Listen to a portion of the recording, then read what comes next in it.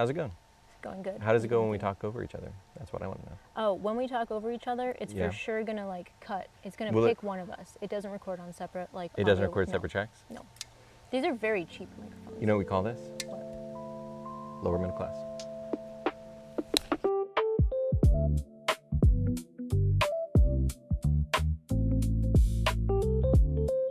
This is Phil Snyder. He wrote a book. This is Vanessa Matelski. She wrote a book. He wrote this one. She wrote this one. And we're having a conversation today about writing and editing and things like that. Yep. And we didn't plan it at all beforehand. It's been very busy. Well, let me ask you, so we just had your launch party Yeah. last night, which is really exciting. Yeah. In a sense, you could say like you've more or less done the full cycle of the author journey, and it's like super fresh, literally from conception through acquisition, through editing, into release. And I know we have more events coming up, but this is kind of like, in a sense, a capstone of the release journey. So I'll just begin with a question. What did you not expect? Like of all of the journey, what was maybe like the singular thing, if you could pick one, that was the least expected, or it didn't look the way you thought it would look, etc.? My answer is not going to fit at all what we were thinking this video was going to be. The thing I expected the least was the people I would get to work with. Tell me more. Mainly because I just want you to talk about me. Okay, moving on. Next question. No, but we've talked about this before. There's often a perception that writing a book is a very lonely activity. That it's a thing that you do alone in a room, which is true. And the proliferation of independently published books, it maybe is more true than ever before.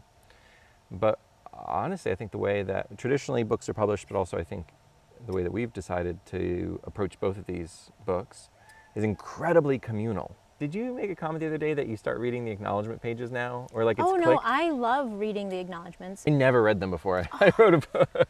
I'm the person who reads the acknowledgements and I sit there and I watch all the credits. I love watching the credits. You watch the why? Because like, okay, so I mean, I guess I get the why now. Well, no, you don't get the why. I don't. Okay. You don't get the why. Excuse me. Okay. Don't presume. All right. What is it? So I watch the credits because I need like space for my brain to reconnect to reality. Like I get very into a thing. Yeah. So I need space for my brain to like reestablish that I am here and I'm not there. Yeah. So that's and why that I this watch credits. this was a piece of art, and here are the Yes. people who made the art. Yes. So I really love watching credits, and I love reading acknowledgements. Maybe for the same reason of like I am now leaving the world of the book and coming back into this one. Yeah, Maybe it's like kind of my like re-entry back into this plane of existence. I like that. But I also do like seeing who all is involved, because there are a lot of people usually listed in those acknowledgements. Every once in a while an acknowledgement is like one page and I'm like, really? That's all the people you have to thank? Maybe what you're referring to is in my acknowledgements, I thanked you. I don't know. Did you read it? I did read it. Yeah. Okay. Yeah. Um, I didn't cry or anything. I think I was like I was the first person acknowledged, right? Yeah. Chronologically. Yeah. Let's see. Now I'm coming to it. We can also call this video "How to Become a Narcissist in 3 Easy Steps." Yes. Yeah. I mean, top of the list. Yeah, but it was a good segue into We don't need to things. talk about anything else. It was a good segue. I'm just talking. Okay. No. But in the acknowledgement, I think is what you're referring to, is Yeah. that comment of writing feels like a solitary thing, because it Yes. is a solitary thing, because you're the person writing the thing. I don't even get to the first draft all by myself, because like I'm constantly bouncing ideas off my mom specifically. Like I'm a verbal processor. Yep. Me too. And so I'm like always like, okay, I just need to talk at you for a while because I'm working through a thing. And she'd be like, go for it. And then I just like word vomit. So were you more prepared then for the number of people who would be involved in bringing The Keeper of What Cannot Be Told into like existence? I'm trying to find the quote that you're like referencing here. Because you had like a thing. I did. Ah, I remember. Okay. So in the acknowledgements, people are always saying, like the writer's always saying like, thank you for seeing the potential of what this story could become, or something like that. And you were the one who saw the potential of what the story could become. So that's what you're referring to with that comment. Yeah. Now back to your actual question that you just asked me that I already forgot because I wasn't paying attention because I was looking for that.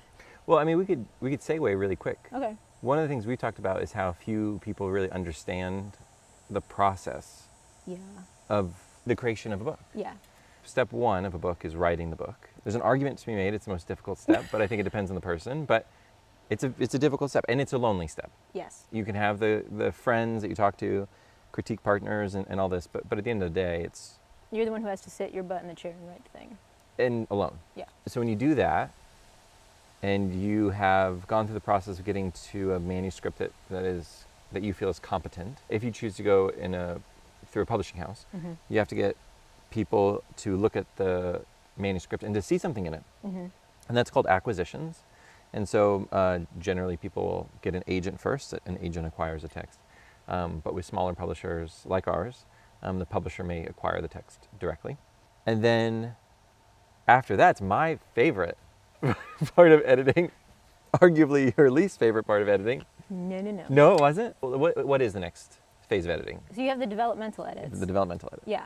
And I really enjoyed the developmental edit. Okay. You can talk, like, you do your, like, description of the developmental edit. The developmental edits is making sure that from a big picture, the text is working. And so these are things like sealing up plot holes, making sure that characters feel like they're progressing, that the actions of the characters feel coherent, both with their character and with the reality that's in the text. The image I always have is, do you remember watching Disney as a kid? And Yes.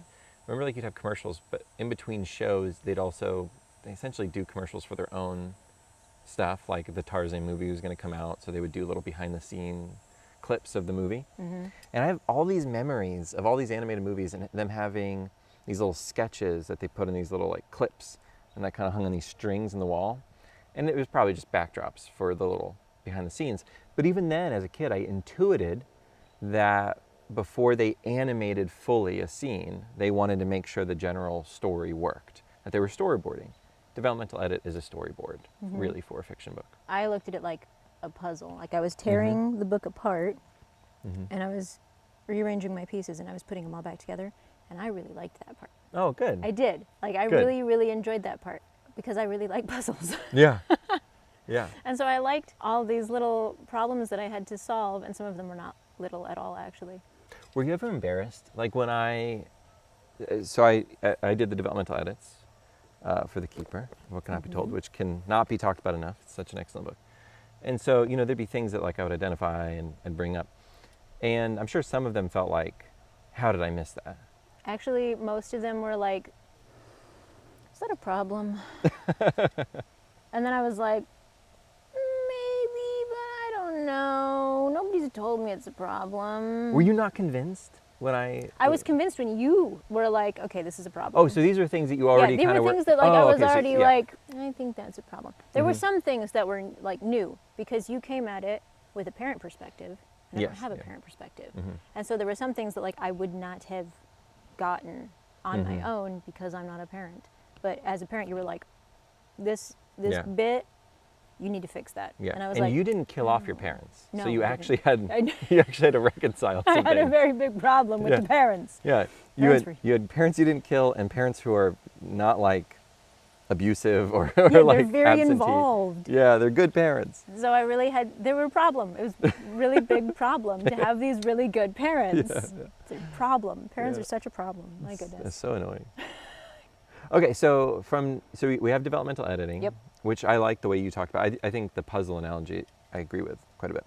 So after developmental editing, we walk into like line edits. And line edits are where we are saying, okay, so all of the scenes are locked in, all the major plot arcs are locked in. Now we are locking in, like, the voice of the whole story. So we want there to be a consistent voice. We want to make sure that we're saying things well.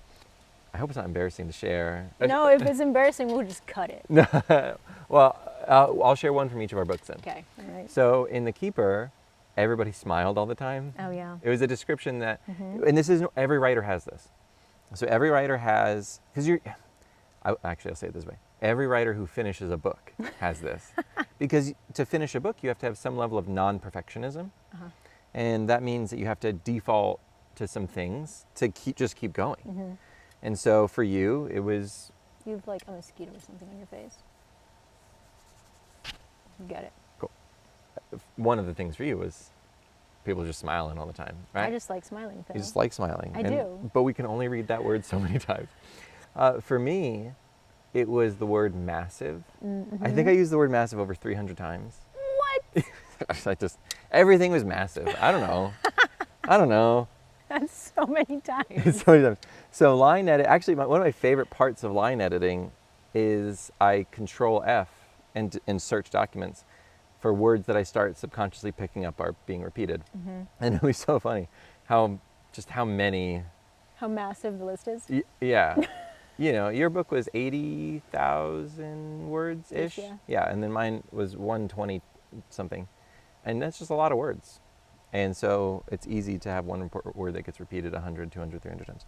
So line editing is making sure that on a paragraph and sentence level, the text is reading interesting, it's fresh, it's coherent, it's good. If you were to think of it like cooking or baking or something, you know, you're really getting to the presentation level, right? You've got a good core product, now you're putting the food on the plate, I guess. Yeah. I didn't like that part as much. Why not? I'm not sure. It's my favorite part. Did I say that about developmental editing? No. I guess I like it all. Maybe you did. I might have said that. Rewind the tape, fact check. After that's my favorite part of editing.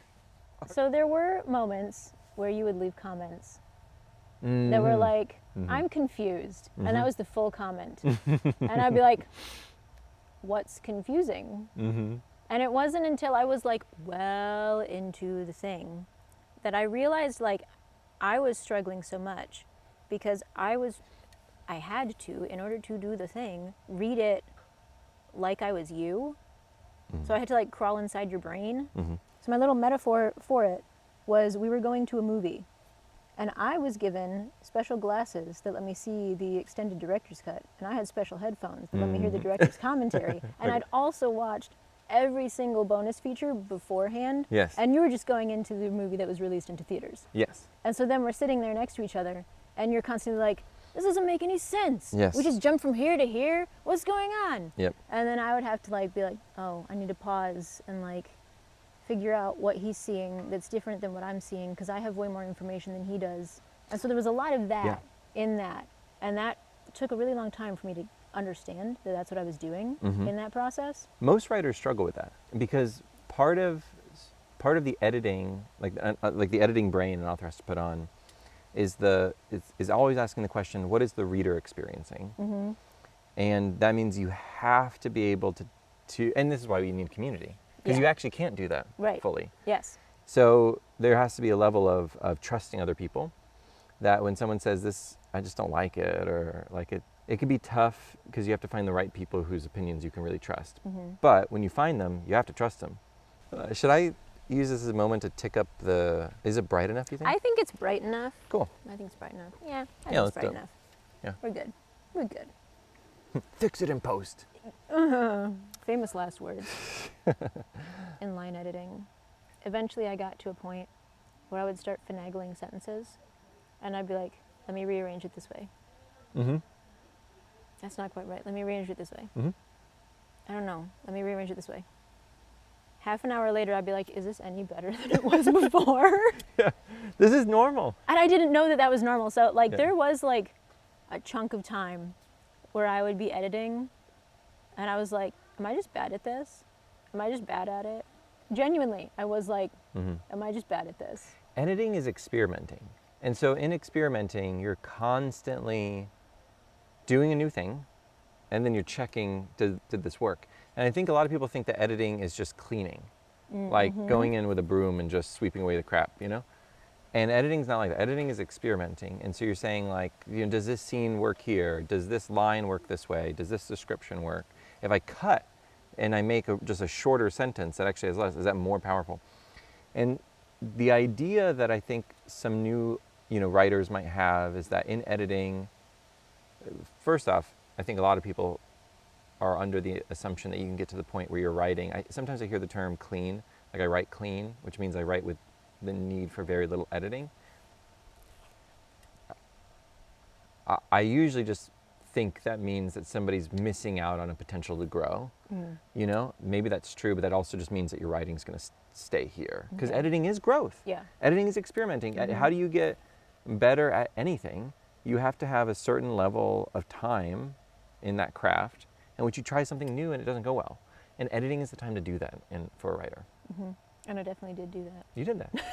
Which is why we have so many powerful sentences and moments and poignant moments in the story, because they didn't get there on the first draft or second draft or third draft. They got massaged there over many drafts. Many drafts. And that's what's supposed to happen. That's not a bug, it's a feature. Because it also means that your capacity as a writer has grown. So yes, your next draft of whatever book will genuinely be better. But then if you put the same amount of work into massage, that book will be, in my opinion, very likely exponentially better. And then you keep growing in skill level. I think most growth happens in editing.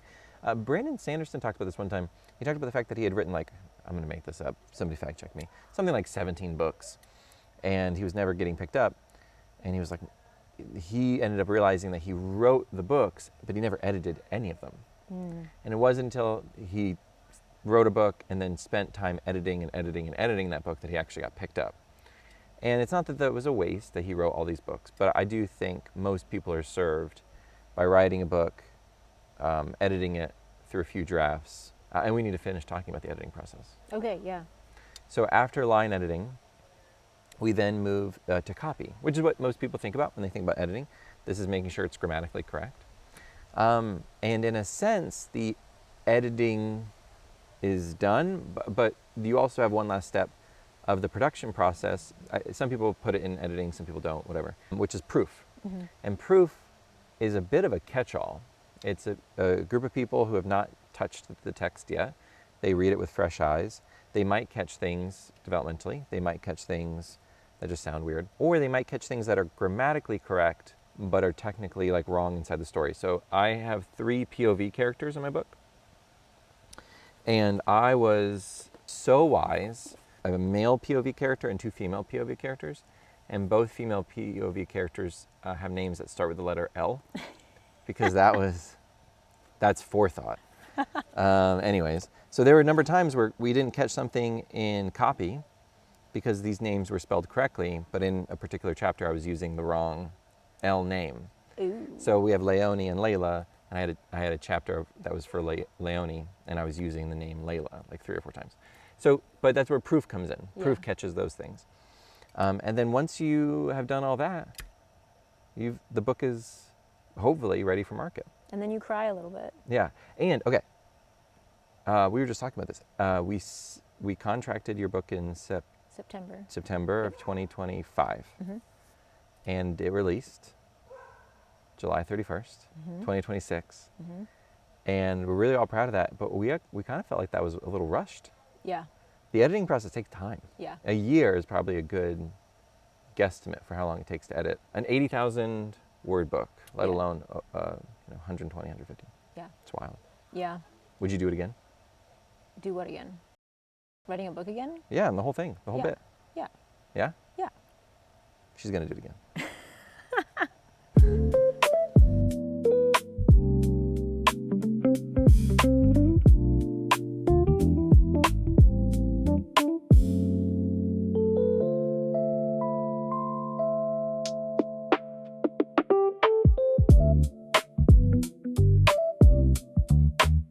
How do people record so well around fires and stuff? I feel like lighting would be hot garbage. They must have Fill light in the back. Dun dun dun, the 3-point lighting. Oh, and then yeah. the fire Fill is lights. just the fire is there to trick people into thinking that the fire is casting all the light. That's what they do in films and stuff. They put a little lamp here to trick the audience into thinking all the light's coming from that cutesy little lamp. But they've actually got lights, and lights. It always works for me. I'm always tricked. Me too. And that's the goal. There are no tricks Illusion. here. We have one lamp and it's right there. You can tell based on the shadows. And we dimmed it with a skirt. We did. We put a skirt over it to soften it. Yep, true story. Yeah. Thanks, Brittany. Thank you, Brittany.